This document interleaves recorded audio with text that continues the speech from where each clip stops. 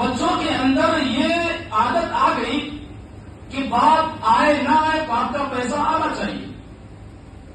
مطلب بچوں کے اندر بچوں کو یہ عادت لگ گئی کہ باپ کے آنے اور نہ آنے پر ناراضگی یا کسی پریشانی میں مبتلا نہیں ہوتے.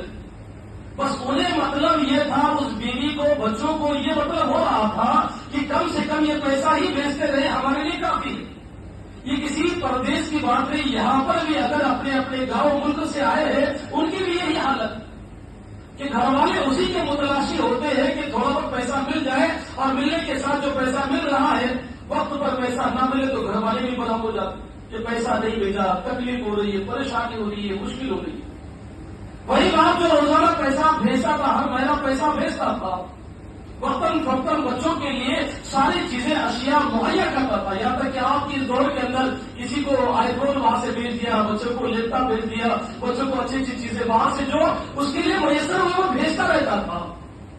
تو بچوں کو باپ کی عادت کم, اس کے پیسوں کی, اس کی اشیاء کی عادت زیادہ لگ جاتی. تو لہٰذا ڈاکٹر نے تو یہ کہا تھا کہ تیرے 4 مہینے باقی ہے, لہٰذا تو جا اور اپنے فیملی کے ساتھ وقت گزار.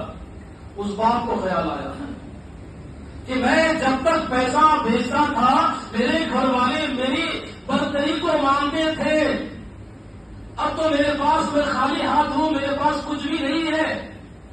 لہذا اس کے اوپر اور بھی یہ کہ آج خالی ہاتھ بھی ہوں, اس کے ساتھ ساتھ اتنی بڑی بیماری لے کر جا رہا ہوں. باپ کے دل میں خیال آیا کہ جانے کے بعد پتا نہیں بچوں کا رویہ میرے ساتھ کیا ہوگا, میری بیوی, میری اہلیہ, میرے گھر والوں کا معاملہ میرے ساتھ کیا ہوگا. سوچنا بھی صحیح تھا. اس وقت سوچنے لگا کہ خالی ہاتھ جاؤں گا, خالی ہاتھ کے ساتھ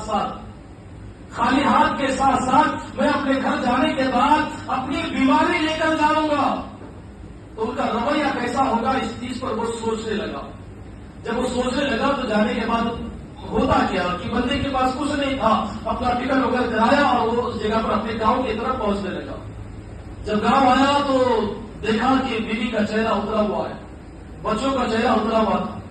اس لیے کہ ساری چیزیں فون پر بتا دی گئی تھی کہ پریشانی ہے, تکلیف ہے, کچھ پیسہ نہیں ہے, کچھ مال و زر نہیں ہے, اور بیماری اتنی لاحق ہو چکی ہے کہ جس کی وجہ سے میں کام بھی نہیں کر پایا, کئی مہینوں سے کام نہیں کر پایا, اور اب ایسا ہے کہ خالی ہاتھ میں لوٹ کر آ رہا ہوں. پہلے تو اس کا ویلکم کیا جاتا تھا, استقبال کیا جاتا تھا, لیکن بات کے آنے پر گھر والوں نے اپنے چہرے کو چھوٹا کر دیا. وہ سمجھ گیا کہ مجھ سے محبت نہیں بلکہ میرے مال دولت سرمایہ جو بھیجتا تھا اسی کی عزت ہوا کرتی تھی. لہٰذا گھر میں آنے کے بعد, گھر میں رہا, گھر میں رہنے کے بعد اب بات ہے کہ بچوں کو اگر غلط کرتا دیکھتا, بیوی کو اگر غلط کرتا دیکھتا تو بیوی کو اس جگہ پر ٹوکتا, بچوں کو جگہ پر روکتا, بچوں کو کبھی ڈانٹ دیتا.